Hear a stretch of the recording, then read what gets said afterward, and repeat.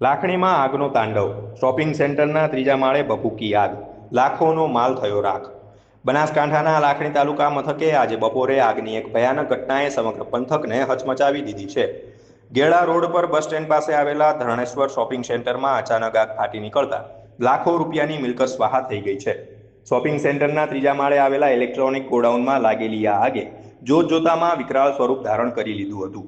પ્રાથમિક અનુમાન મુજબ એસીનું કમ્પ્રેસર ફાટવાના કારણે આ દુર્ઘટના સર્જાઈ હોવાનું મનાય છે. આ આગની ઝપેટમાં ઇલેક્ટ્રોનિક ગોડાઉન ઉપરાંત બાજુની રેડીમેડ કપડાની દુકાનો પણ આવી ગઈ હતી. વેપારી રાજુભાઈ પટેલ અને વિહાજી પટેલને આ ઘટનામાં મોટું આર્થિક નુકસાન વેઠવાનો વારો આવ્યો છે. આગ ત્રીજા માળે હોવાથી તેને ઓલવવી ફાયરના જવાનો માટે પડકારજનક બની હતી.